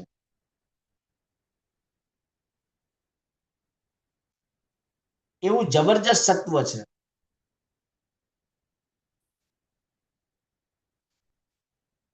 એટલે સાધુ જ્યારે વિહાર કરીને જાય અને 100 ડગલા થઈ ગયા અને હવે અમને ત્યાં બેસવાનું છે, આરામ કરવાનો છે, તો સ્થાપનાચાર્ય વગેરે કઈ નથી, તો દાંડાને પણ સ્થાપનાચાર્ય સ્થાપીને પોતે ઈર્યા વિયાનો કૌશક કરી શકે છે. મેરુને જોતા જોતા જોતા જોતા પોતે શૈલેષીકરણની ધારામાં પોતે જઈ શકે, એનું પણ ધ્યાન ધરી શકે છે.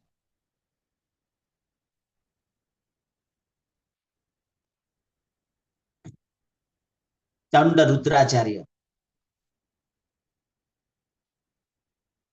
શિષ્યને દાંડો મારતા મારતા મારતા મારતા મારતા શિષ્યને તો કેવલ જ્ઞાન થઈ ગયું, પણ આ સાંભળીને પોતે અજબ ગજબ થઈ ગયા, પોતાને પણ કેવલ જ્ઞાન. આ દાંડાનું સત્વ તમે જુઓ.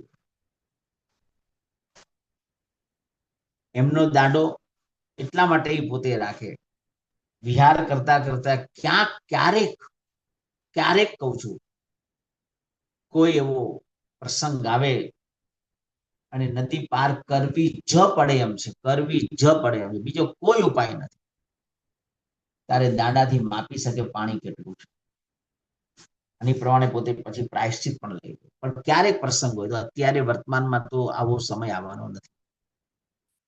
પહેલાના કાળમાં આ બધી વસ્તુઓ થતી હતી.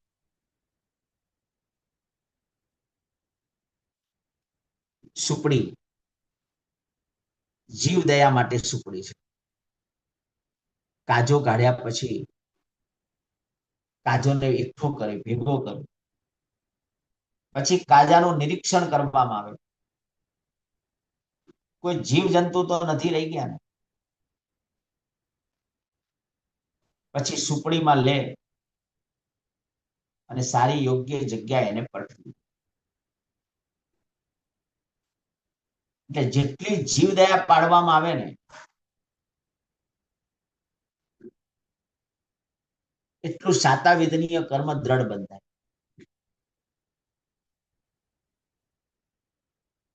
સાતાવિધનીય કર્મ જીવદયાથી જ બંધાય. એટલે આપણે આપણા જીવનની અંદર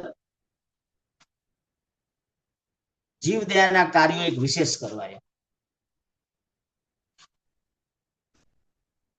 જેટલું આપણાથી થઈ શકે એટલા પ્રયત્નો કરવાના. પહેલા તો ઘરમાં જીવદયા પાડવાની, બસ પહેલી જીવદયા આપણાથી કોઈને ખોટું ન લાગે એવી રીતે વર્તન કરવું, એ મોટી જીવદયા છે.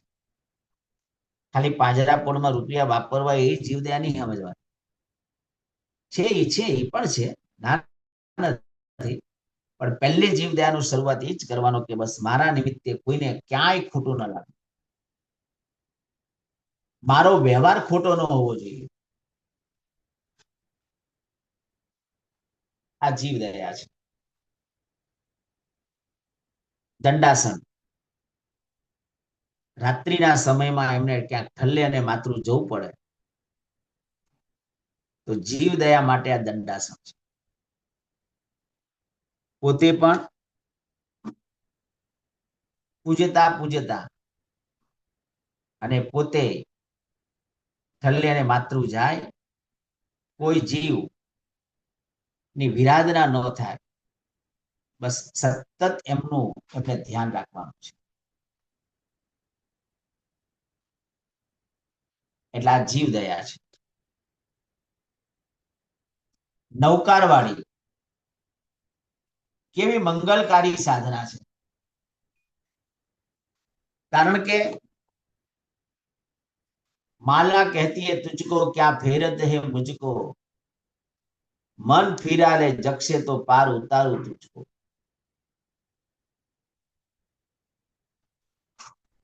બસ છેલ્લે સાધના માટે નૌકારવાળી છે. અને ઓઘો મુખ્ય ચારિત્ર ધર્મનું મુખ્ય ઉપકરણ છે. સાથે ને સાથે રાખવાનું છે. ઓઘાથી દૂર નથી રહેવાનું. એટલે આ રીતે કામડી મોહનીય કર્મને ઓગાળે, દાંડો અંતરાય કર્મને ઓગાળે, સુપડી અને દંડાસણ વેદનીય કર્મને ઓગાળે, નૌકારવાળી નાનાવર્ણીય કર્મને ઓગાળે, ઓઘો દર્શનાવર્ણીય કર્મને ઓગાળે, સમ્યક દર્શનની પ્રાપ્તિ કરાવડાવે. આવું જબરજસ્ત સત્વ આવા બધા એક એક મંગલકારી ઉપકરણોની અંદર મહાપુરુષોએ વર્ણવ્યા છે.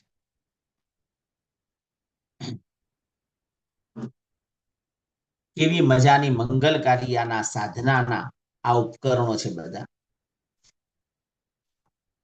જૈન શાસનમાં કેવા કેવા વિશિષ્ટ કોટીના સાધકો પણ થયા છે કે જેઓ પોતે ચારિત્ર ધર્મ કેવી સુંદર મજાની વિશિષ્ટ કોટીની સાધના અત્યારે પણ પોતે કરી રહ્યા છે. એક દિવસનું ચારિત્ર ક્યાં સુધી લઈ જાય છે. પૂર્વના ભૂમાં જે ભિખારી જે ખાવા માટે આમથી આમ ભટકી રહ્યા છે, પરંતુ ગુરુ મહારાજના કહેવાથી એક ચારિત્ર લીધું, બરાબર ભોજન વાપર્યું અને બીમાર પડ્યા. આખો સંઘ ભેગો થયો, એમની વ્યાવચ્ચ કરે છે. અને ઓલા એક દિવસના ચારિત્રવાન સાધુ જે સંયમ ધર્મની જે અનુમોદના જે કરે છે, ગઈકાલે બધે ભીખ માંગતો તો કોઈ આપતું નતું.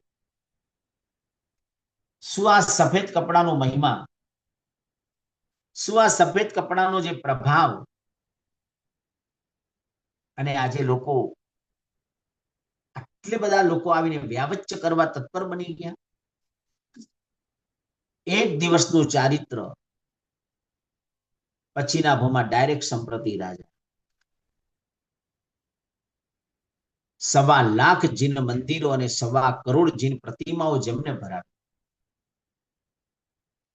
બસ પૂર્વના ભવનું ખાલી માત્ર એક જ દિવસનું આ ચારિત્ર ધર્મ. કેવું જબરજસ્ત સત્વ ચારિત્ર ધર્મમાં છે.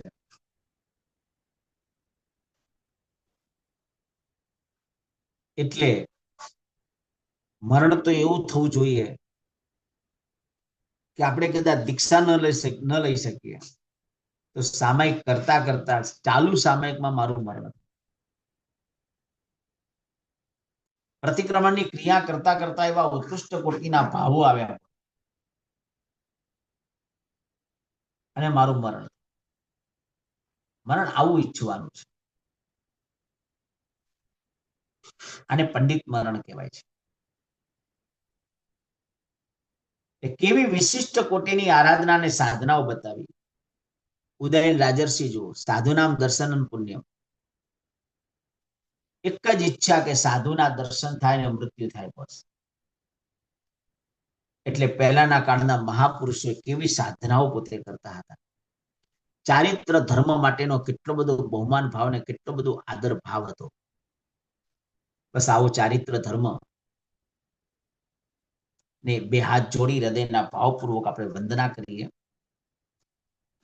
હજુ ચારિત્ર ધર્મ માટે 5 સમિતિ અને 3 ગુપ્તિની વાતો થોડી શોર્ટમાં આવતીકાલે આપણે લઈ લેશું. પછી તપની ધારામાં જશું.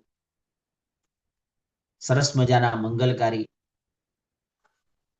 હોળીનો આજે 8મો દિવસ, સમ્યક ચારિત્ર પદ. બસ એક જ પ્રાર્થના કરીએ, જગતમાં જેટલા પણ સાધુ સાધ્વીજી ભગવંતો છે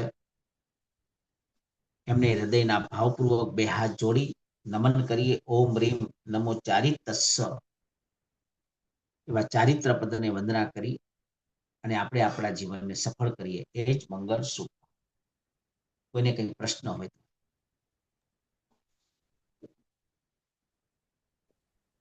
કોઈને પણ ક્વેશ્ચન હોય તો પ્લીઝ હેન્ડ રેઝ કરજો. કોઈએ કંઈ પણ પૂછ્યો તો તમને અનમ્યુટ કરીએ.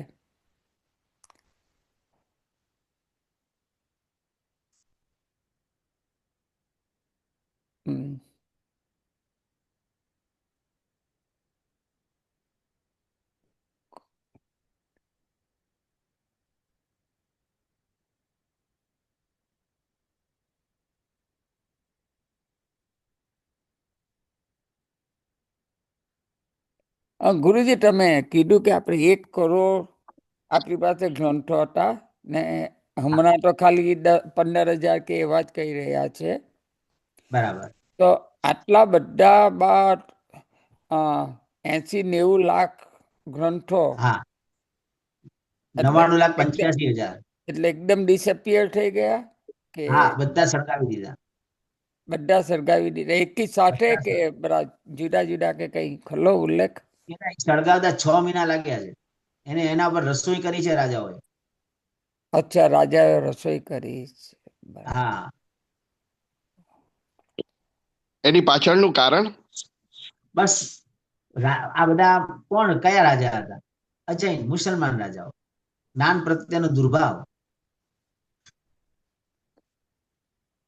કે બસ આ જૈનોનું આટલું ન હોવું જોઈએ, ઈર્ષ્યા તત્વ. તે બધા ગ્રંથો વલભીપુરમાં જ હતા મોટે ભાગેના? એટલે અમુક લાઇબ્રેરી હોય, પાટણ છે, ખંભાત છે, એ બધી વખતે મોટી મોટી લાઇબ્રેરી હતી એમાં રાખે. મોટા ભાગના પાટણ હતા મને લાગે. અચ્છા, બધું ગુજરાતમાં જ વધારે હતું? હા, ગુજરાતમાં જ વધારે હતી. હા, એટલે ગુજરાતના વચ્ચે એવો કાળ આવ્યો પણ ખરો ને. હા, એમાં મુસલમાન રાજાઓએ ઘણું બધું, આપણા દેરાસરો એટલા ધ્વસ્ત કર્યા. બરાબર. હા, ત્યાં મોહમ્મદ ગૌરી અને મોહમ્મદ ગિઝની ના હા, વખતે. હા, હા, હા, રાઈટ રાઈટ રાઈટ, બરાબર, પરફેક્ટ. કે આપણે સોમનાથ નું સાંભળેલું તે ટાઈમે. સાંભળેલું છે, બરાબર છે. ખૂબ સરસ. આપણે આ કિરીટભાઈ ને એક સવાલ છે. હા, બોલો. રામ ગુરુજી, તમે વલભીપુરની વાત કરી તો જે પેલા આપણા ગ્રંથો 4 અનુયોગમાં વહેંચાયા તે વલભીપુરમાં જ થયું હતું કે ત્યાર પછી થયું? પછી થયું. એ વખતે તો ખાલી લખાયું. ઓકે.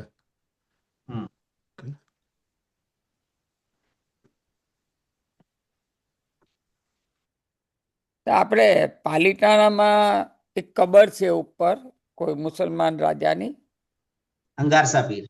તો તેને પાછળનો ઇતિહાસ શું, કે એને આપણી રક્ષા કરેલી? એમાં એવું હતું કે રાજાએ જયારે ચડાઈ કરી ને ત્યારે આપણા સાધુએ એવી સાધના કરી અને આપણા શત્રુંજયની અંગારસા નામના પીરે એની રક્ષા કરી. એટલે ઓલો જે મુસલમાન રાજા ત્યાંથી ભાગી ગયો. એની રક્ષા આખી પીરે કરી અને પછી જ અંગારાનો આખો વરસાદ વરસાયો. એટલે પછી જૈન સંઘે નક્કી કર્યું કે આપણી જો પાલિતાણાની આવી રક્ષા કરી છે તો આપણે એમની સ્થાપના કરવી. બરાબર. એટલે પછી એમની ત્યાં સ્થાપના ઉપર કરવામાં આવી.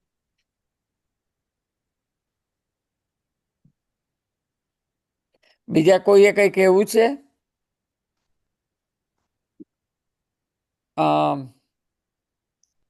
તમારે કોઈએ પણ કહેવું હોય તો તમે આપણે તમારી જાતે અનમ્યુટ કરી શકો છો. તો જેને પણ કંઈ પણ બોલવું હોય તો સર હા બોલો. મારે સવાલ એ છે કે સમાધિ મરણ કોને કહેવાય? સમાધિ મરણ સમ્યક દર્શન આવે ને અને નવકાર મંત્રનું સ્મરણ ચાલતા ચાલતા શરીરમાં નવકાર મંત્રનું સ્મરણ ચાલતું હોય મનમાં અને આપણા શરીરમાંથી આત્મા નીકળે, શુદ્ધ ભાવ હોય, પંચ પરમેષ્ટિને નજર સમક્ષ કેન્દ્રમાં રાખેલા હોય, સમ્યક દર્શનની હાજરી હોય, આ નામ સમાધિ મરણ કહેવાય. Thank you. ને મારો બીજો સવાલ એ છે કે તમે નવકારવાણી ધારો કે ગણતા હો, ધારો કે ચિંતામણી પાર્સના દાદાની કે મલ્લીનાથ દાદાની, તમે નવકારવાળી ગણતા હોય ને તમે જે આચાર્ય ભગવાનનું એમ પિક્ચર લાવી શકો કે નહીં જે નવકારવાળી ગણતા? જે પ્રભુને આરાધના કરતા હોય પ્રભુને સામે કેન્દ્રમાં રાખવા. ના, તેને તો રાખીએ જ જાણે. પણ એ સામાયિક કરતા હોય દાખલા તરીકે તો સ્થાપનાચાર્ય છે આલંબન તરીકે, એમાં કોઈ વાંધો નથી. Okay okay, thank you. પણ કોઈ આચાર્ય મહારાજ હોય મોટા ને તેમને આપણે પ્રભુની બાજુમાં એમનું આપણે દ્રષ્ટિ કરીએ તો યોગ્ય કહેવાય કે નહીં? નવકારવાળી ગણતા હા, નવકારવાળી ગણતા આપણું મન છે ને ચિત્ત એક જ સ્થાનમાં હોવું જોઈએ. પ્રભુનું સ્મરણ કરતા હોય તો આંખ બંધ હોય તો પ્રભુ જ કેન્દ્રમાં જોઈએ. અચ્છા. જેનું ધ્યાન ધરતા હોય એને કેન્દ્રમાં રાખવાના. બીજાને કેન્દ્રમાં રાખીએ ને એટલે એમને બેઠા હોય વસ્તુ અલગ છે, બરાબર પણ તમારું ધ્યાન કેન્દ્ર પ્રભુ હોવા જોઈએ. બરાબર, ખૂબ ખૂબ આભાર. સરસ. બીજા કોઈને બોલો. સુરેન્દ્રભાઈ આપ અનમ્यूट कर सकते हो, अनम्यूट करिए. Can you hear me now? या सुनाई देता है. હા બોલે. पंडित जी बहुत बहुत अनुमोदन, आपकी अच्छा समझाया आपने. आपने बताया कि अष्टपद माँ थी जहाँ पे आदिनाथ भगवान निर्माण हुआ. आप कभी गए वहां पे? आप जानते हैं कि जो वहां पे गए कैलाश पर्वत पे? નહીં, કૈલાસ પર્વત જે છે ને એ અત્યારે કે અષ્ટાપદ ના કહેવાય. આ તો ખાલી એક એની કહેવાય ને કે એક આંશિક એક ભૂમિ છે. બાકી અત્યારે તો અષ્ટાપદ કોઈ જઈ શકે એમ છે જ નહીં. અને અત્યારે અષ્ટાપદ પરફેક્ટ ક્યાં આવ્યો છે આપણને ખ્યાલ પણ નથી. ખાલી દિશા ખબર છે, પણ અત્યારે જે લોકો કૈલાસ પર્વત કે છે એ આંશિક છે. ઓરિજિનલ અષ્ટાપદ ત્યાં નથી. आप कभी गए वहां पे? ઓરિજિનલ આપણો અષ્ટાપદ છે ત્યાં દેરાસર છે. 24 તીર્થંકર પરમાત્માની રત્નની પ્રતિમાઓ છે. ત્યાં તો અત્યારે કોઈ જઈ શકે એમ છે જ નહીં. કારણ હે કે નહીં જઈ શકે. બહુ મોટા મોટા પગથિયા છે અને એના માટે પણ એવું વિશિષ્ટ કોટીનું પુણ્ય જોઈએ. ગૌતમ સ્વામી પણ ગયા તો લબ્ધિથી ગયા ને, સૂર્યના કિરણો પકડીને ગયા. એક એક પગથિયું એક યોજનનું છે. ઓ બાપરે. એક યોજનનું એક પગથિયું છે. પણ ત્યાં કઈક વસ્તી તો હશે ને કે કઈ આપણને કઈ એનો ખ્યાલ નથી? કશું નહીં, પહાડ નહીં, કશું જ નહીં. અચ્છા. કારણ કે એ નિયમ છે, અષ્ટાપદ જે જાય ને એનો કાં તો તેજ ભવે અને કાં તો નજીકના ભવમાં એનો મોક્ષ નિશ્ચિત છે. અચ્છા, આ નિયમ છે પાછો, એટલે બરાબર. બધા ન જઈ શકે. જોગ્રાફિકલી ક્યાં આવેલો છે ખબર છે? એટલે એ છે ને આમ સામાન્ય આપણે કહી શકીએ પણ પરફેક્ટ ન કહી શકીએ. સામાન્ય રીતે કહી શકીએ કે ભાઈ કેવાય કે દક્ષિણાત ભરતે, ભરત દક્ષિણ દિશામાંથી જવાનું એમ સામાન્ય કીધું છે. બાકી તો આ બાબતમાં તો કોઈક આચાર્ય ભગવંતને મળવું પડે તો જ પરફેક્ટ ખ્યાલ આવે.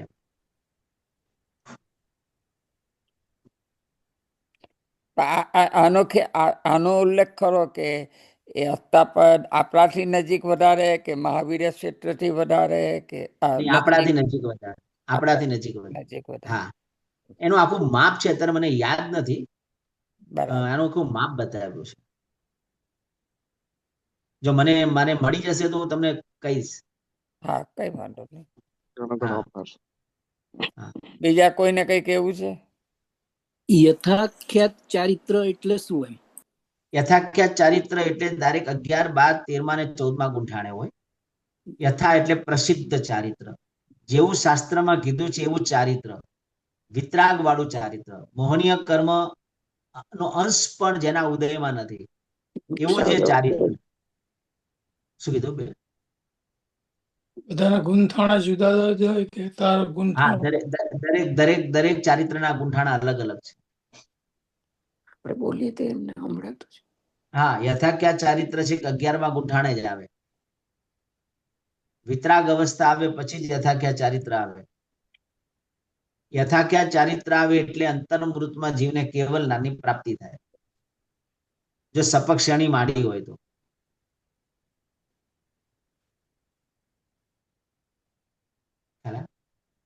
બીજા કોઈને કઈ? શૈલેષભાઈ? હા, બસ બહુ સરસ. ચારિત્ર વિશે બહુ સમજાવ્યું, બહુ અગત્યનું હતું. ખરેખર જીવનમાં ક્યારે તમે જે વાત કરી ક્યારે ઉદયમાં આવે, આ ભાવમાં નથી ક્યાંથી ભાવે, એની આપણે વિચારના એના મનમાં રમવાની જરૂર છે. અત્યારના બીજા બધા કરતા ઘણું સરસ. આજે બધું ઘણી વસ્તુનો ખુલાસો થયો અને સમાધાન મળ્યું. માટે ખૂબ ખૂબ આભાર ગુરુજી. અને બસ માંગલિક સંભળાવીને બીજા કોઈને કઈ સવાલ નહીં હોય તો આપણે માંગલિક સાંભળીએ. નમો રિહંતાણમ, નમો સિદ્ધાણમ, નમો હરિયાણમ, નમો વજ્જાયાણમ, નમો લોહી સપ્પસાહુણમ, એસો પંચનમુકારો સપ્પપાવપણાસણો મંગલાણમ ચ સપ્તે સિંબળમમ હવૈ મંગલમ. અંગૂઠે અમૃત વસે લબ્ધિતણા ભંડાર, શ્રી ગુરુ ગૌતમ સમર્યે વાંછિત ફળદાતાર. યસ્ય પ્રભાવાદ વિજયો જગત્યામ, સપ્તાંગ રાજ્યમ ભુવિ ભૂરિ ભાગ્યમ, પરત્ર દેવેન્દ્ર નરેન્દ્ર તાસ્યાત, સિદ્ધ ચક્રમ વિદધાતુ સિદ્ધિમ, સર્વમંગલ માંગલ્યમ સર્વ કલ્યાણ કારણમ, પ્રધાનમ સર્વધર્માણામ જૈનમ જયતિ સાસ. ખૂબ ખૂબ આભાર ગુરુજી. અને કાલે આપણે પાછા આ જ ટાઈમે 8:30 મળીશું. તો બધાને ગુડ નાઇટ, શુભરાત્રિ અને જય જિનેન્દ્ર, પ્રણામ. કાલે મળીશું આપણે. અને બધા તપસ્વીઓ સાટામાં રહેજો. 2 દિવસ બાકી છે હવે, કાલે ને પરમ દિવસ. પ્રણામ પ્રણામ હર્ષદભાઈ. પ્રણામ. સર્વે સાતામાં રહેજો તપસ્વીઓ. પ્રણામ.